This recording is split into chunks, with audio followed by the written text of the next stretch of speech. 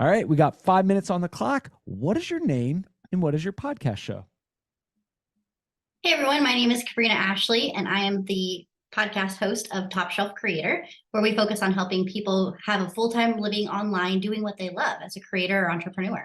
Oh, I freaking love it. We're going to have so many conversations about monetization, growth, and scale. And one of the things that you do and you're an expert in is this is speaking, right? Like getting paid speaking gigs and doing that.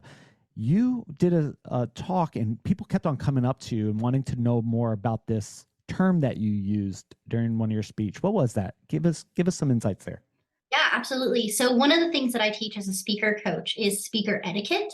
And it's something that, especially in the podcast world and the stage world, most people don't understand or want to be involved with because it's just something that seems a little bit more difficult.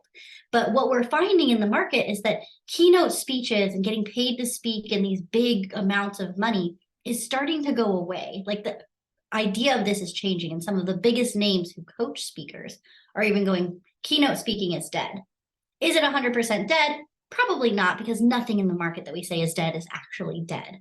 However, as a speaker and as somebody who's trying to get a message out as an influencer, a creator, an entrepreneur, being able to have this etiquette around yourself of not just getting on somebody's stage, but also being able to create content around that person's stage, one for yourself to show yourself as the expert, but also for that stage to promote them. Because as a podcast host, you know this, we bring people on in order to get in front of other people's audiences. Live stages do the same exact thing. And as a speaker, it's my job to bring some of my audience with me to every single speaking gig that I do, whether that's a podcast, a live stage, a summit, or anything in between. Yeah. Yeah, that's so good. A lot of times as a podcaster who've done this over 2,000, published interviews, I can feel when someone's just trying to get in front of my audience and, kind of like use me to get to my different audiences or followers or something like that. And then I could feel sometimes when people come to me and they want to benefit me themselves, obviously, but also the community.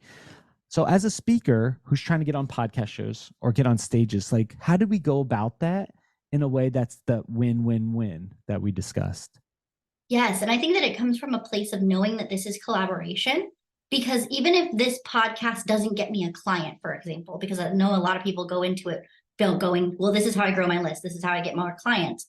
What if that person ends up, one, being a client, or they know a slew of people that maybe don't listen to their podcast that is perfect for you? And so coming in it from, I know that this is going to benefit me and things come to me naturally versus I'm having to vie in this market. And I think that we've seen this, especially with that more bro marketing stance of everything is not happening. There's not an abundance mindset in it. And so we're coming into things as competition versus collaboration. And when we change that mindset, it's actually easier for us to move forward. This is so good because I had to pull out my notepad, right? These are my little sticky notes. When I hear something and it sparks an idea or something like that, like I'm taking notes on my iPad, but like Post-it notes is when the gold comes out, right? Like, so really awesome job. As you're doing this, like you have this mission to help creators, full-time income and such like that. Like when was the day that you went from corporate trainer and speaker and such like that to like, I'm going to be a full online money-making machine? What was that turning point in your life? Yeah, for me, it was honestly something that was not planned. I never planned on being an entrepreneur, and then got married, had kids, and then ended up getting divorced years later and was like, oh, this is why this all happened, of becoming an entrepreneur and being in this space so that I could be with my kids, so that I could help other people. And coming at it from being a corporate trainer at Disney, I'm able to take that storytelling aspect, pull it back into what we're doing as a person, and make it a more enjoyable experience of not just running a business and having the day-to-day grind of push, push, push, but also how are we telling our stories in order to bring the right kinds of people into us all of the time. Yeah.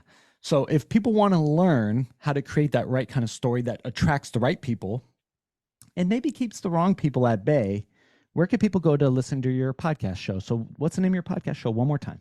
Yeah, it's called Top Shelf Creator, and you can find us on any of the streaming platforms. I personally love myself some Apple and some Spotify.